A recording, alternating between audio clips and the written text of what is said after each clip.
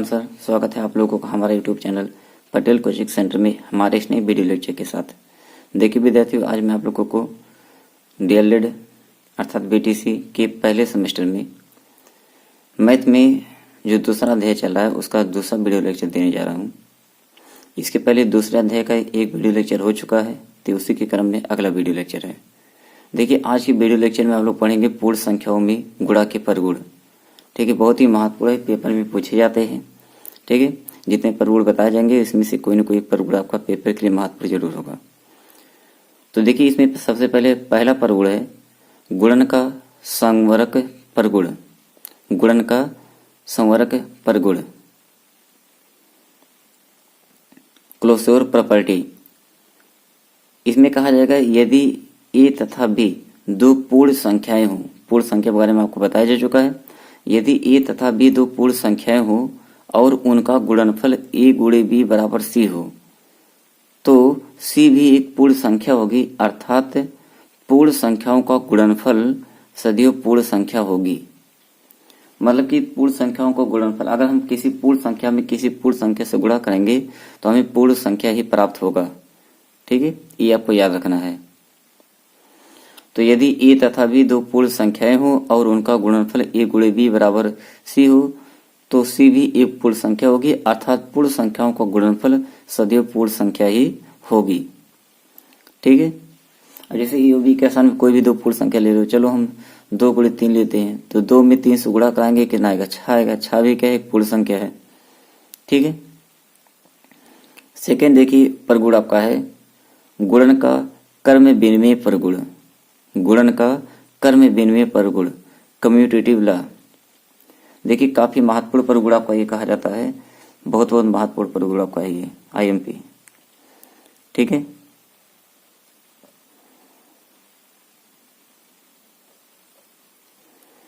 बहुत ही महत्वपूर्ण परगुण आपका है गुणन का कर्म विनिमय परगुण, कम्यूटेटिव लॉ। यदि ए और बी दो पूर्ण संख्याएं हो तो ए गुणे बी बराबर बी गुणे ए, इसे गुणन का कर्म विनिमय गुण कहते हैं। जैसे 4 गुणे 5 बराबर 5 गुणे 4। तो गुणा करते समय यदि हम लोग कहीं पर भी, जैसे आपका कहीं 4 गुणे 5 है तो 4 गुणे 5 को हम 5 गुणे 4 भी ले सकते हैं, इसमें कोई दिक्कत नहीं है। तो यही होता है गुणन का कर्म विनिमय परगुण। यदि ए और बी दो पूर्ण संख्याएं हो तो ए गुणे बी बराबर बी गुणे ए, इसे गुणन का कर्म विनिमय गुण कहते हैं। जैसे 4 गुणे 5 बराबर 5 गुणे 4, ऐसे कोई भी एग्जाम्पल आप ले सकते हैं।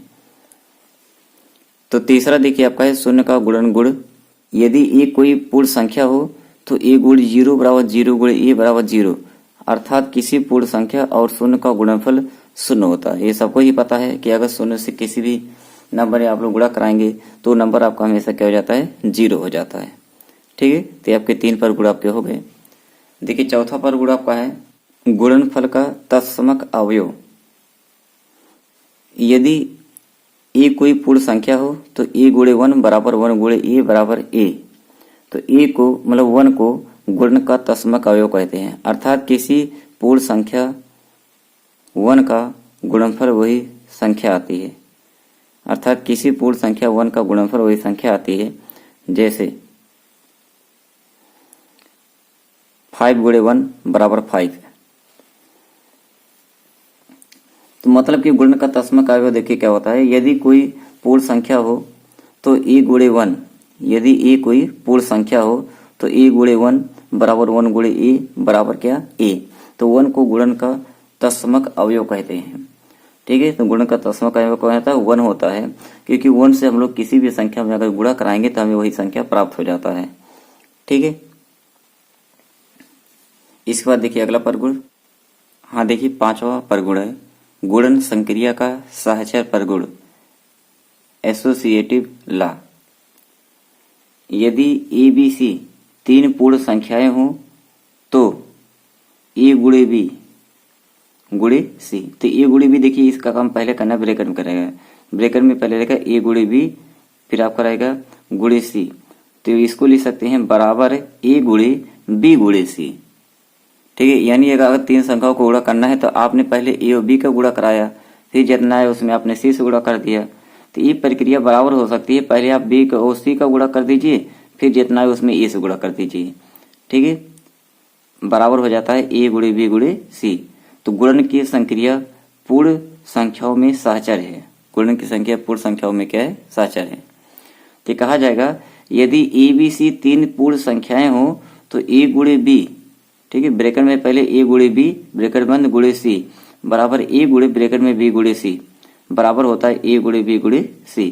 तो वही चीज है, अगर तीन संख्याओं को आपको गुणा करना है, ठीक है, तो आपने पहले किसको लिया? पहले आपने ए और बी को गुणा कराया, फिर जितना है उसमें सी से गुणा कराया। तो ये बराबर हो सकता है, पहले आप बी में सी से गुणा कर दो, जितना है जो उसको ए में गुणा कर दो।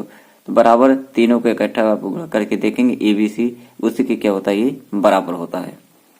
ठीक है, एग्जाम्पल आप लोग इसका देख लीजिए। जैसे साचन नियम पर जैसे है 2 गुणे 3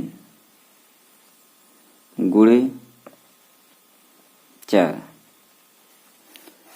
2 गुणे 3 गुणे 4।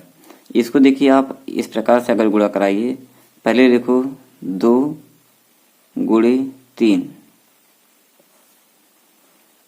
गुणे 4। तो अब देखिए 2 में 3 से गुणा कराएंगे 6 आएगा, 6 गुणे 4 तो बराबर कितना मिलेगा? 24।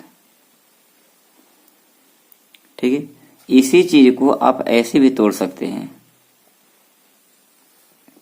2 गुणे 3 गुणे 4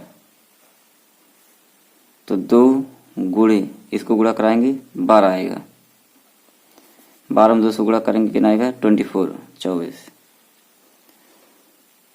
ठीक है, तो इस प्रकार से जो तोड़ने की क्रिया होती है यही आपकी होती है। ठीक है, 6वां पर गुण है गुणन संक्रिया का योग पर वितरण पर गुण, distribution law of multiplication over addition. यदि ए बी सी कोई तीन पूर्ण संख्याएं हो तो ए गुणे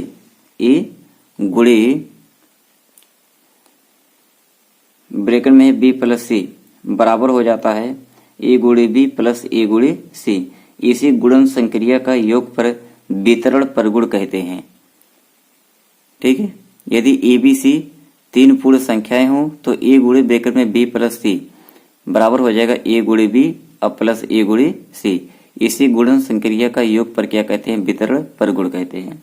जैसे देखिए 2 ब्रैकेट में है 3 प्लस 4।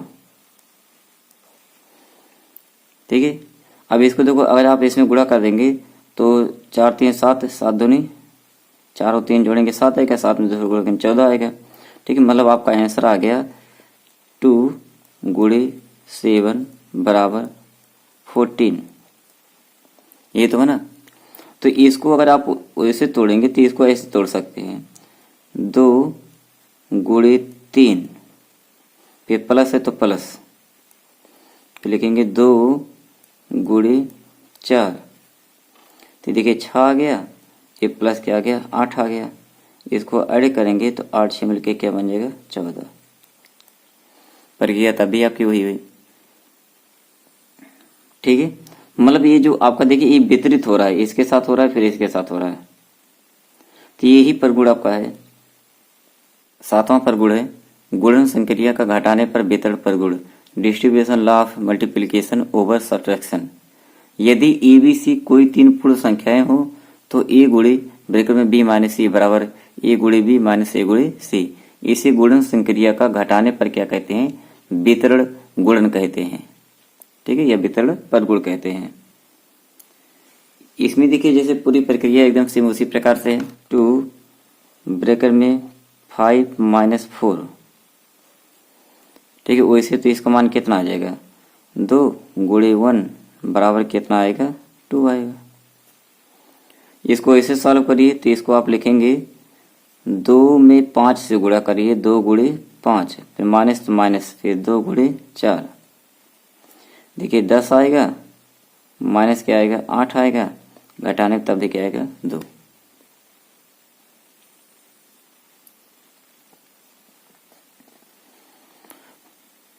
तो ठीक है, वीडियो को देखिए हम बहुत ज़्यादा बड़ा नहीं कर पा रहे हैं, क्योंकि नेटवर्क प्रॉब्लम होने की वजह से और लंबा हो जाने की वजह से वीडियो को एडिट करने में और अपलोड करने में काफ़ी दिक्कतें हो जाती है।